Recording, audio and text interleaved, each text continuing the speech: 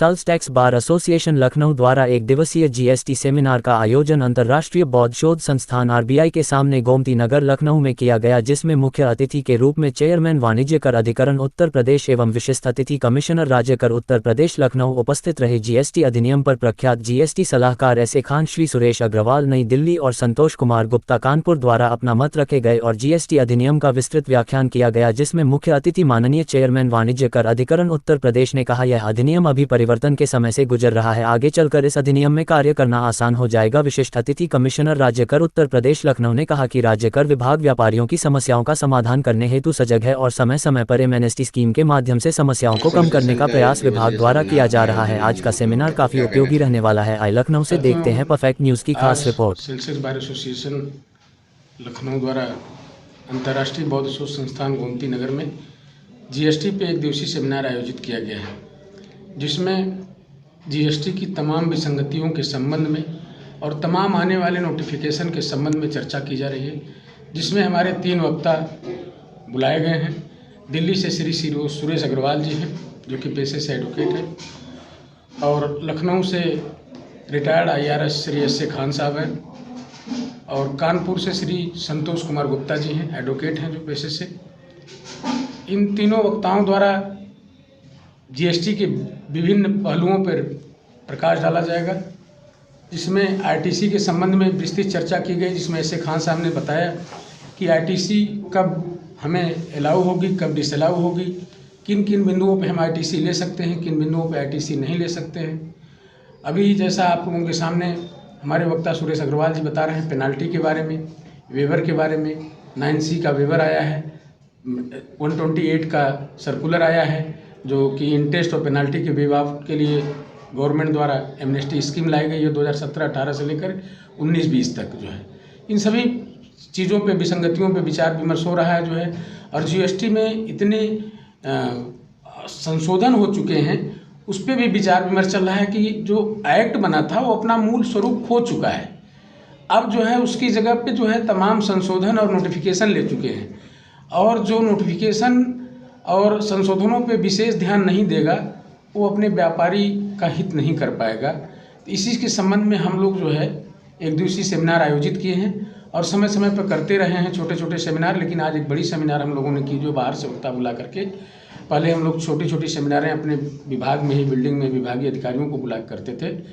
तो आज जो तमाम संशोधन हुए हैं, एमनेस्टी स्कीम आई है, 128 का संशोधन हुआ है, और तमाम 9C का एमनेस्टी स्कीम आई है, इन सभी बिंदुओं पे हम लोग एक तरफ से विचार विमर्श कर रहे हैं, और शासन से आग्रह करते हैं कि नैसर्गिक न्याय के सिद्धांतों का पालन करते हुए हर वादी को, हर व्यापारी को मौका मिलना चाहिए सुनवाई का, कि उसे बिना सुने एक पक्षी रूप से निर्णय न दिया जाए।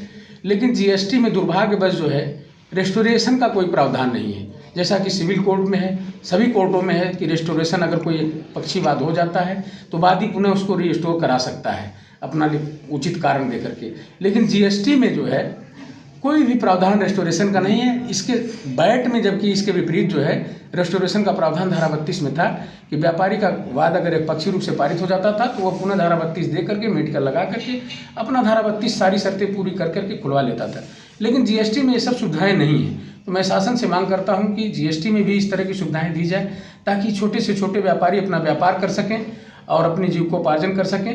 यदि अगर ये सब प्रावधान नहीं होंगे तो छोटे व्यापारी खत्म हो जाएंगे देश प्रदेश से, और केवल कारपोरेट घराने रह जाएंगे जो है।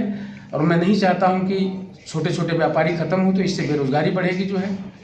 और इसी के साथ लिमिटेशन एक्ट का प्रावधान जो था उसको भी गवर्नमेंट ने खत्म कर दिया है। जैसा कि हमारे बैठ अधिनियम में लिमिटेशन एक्ट था कि अगर हम कोई चीज़ छूट जाती है, हमारी अपील छूट जाती है, हमारे प्रार्थना पत्र छूट जाते हैं, तो हमें उचित कारण के आधार पर जो है हम उसका कारण बताते हैं असेसिंग अथॉरिटी को, तो उससे हमको उसका लाभ देता है असेसिंग अथॉरिटी, और हमारी अपील और हमारी प्रार्थना पत्र पुनः रजिस्टर्ड हो जाती है। लेकिन जीएसटी में ऐसा कोई प्रावधान नहीं है। अगर 90 दिन और 30 दिन और है ग्रेस पीरियड, अगर 120 दिन बीत गया तो हमको सीधे हाई कोर्ट में रिट के थ्रू जाना पड़ेगा।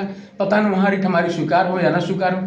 तो इससे बड़े घरानों को तो कोई दिक्कत नहीं, उनके पास पैसा है, पूंजीपति हैं, वो लोग अपना लाभ ले सकते हैं। लेकिन जो हमारे छोटे व्यापारी हैं जो प्रदेश भर में काउंटर सेल कर रहे हैं, उनको बड़ी दिक्कतें होंगी, हाई कोर्ट नहीं जा पाएंगे, उनको उनका उत्पीड़न होगा, उनको अनावश्यक रूप से निकाली हुई डिमांड जमा करनी पड़ेगी, उस पर ब्याज जमा करना पड़ेगा। और जैसा कि अभी आप देखिए कि अभी 21-22 का असेसमेंट होना शुरू हुआ है, स्क्रूटनी शुरू हुई है। सुनील कुमार गुप्ता, एडवोकेट, सीनियर कार्यकारी सदस्य स्टेट बार एसोसिएशन लखनऊ का आज जो है सेमिनार आयोजन किया गया जीएसटी पर, जिस पर हमारे बाहर से वक्ता आए और जीएसटी पर विभिन्न मुद्दों पर चर्चा की गई।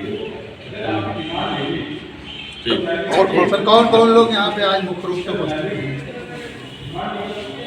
इस समय जो है लखनऊ की हमारी जो है मेंबर मैडम आई थी और दिल्ली से आए हुए हैं, कानपुर से आए हुए हैं लोग, यानी कि कई जगहों से लोग आए हुए हैं, उनका प्रवचन चल रहा है। आज बिंदुओं पे आज चर्चा हुई है यहाँ पर। जीएसटी को लेकर के चर्चा हुई है, इंटरेस्ट पेनाल्टी, आईटीसी, जो जीएसटी की जो विभिन्न मुद्दाएं हैं जिन पर प्रॉब्लम हो रही है, उसका हम लोग चर्चा कर रहे हैं। ठीक है, धन्यवाद।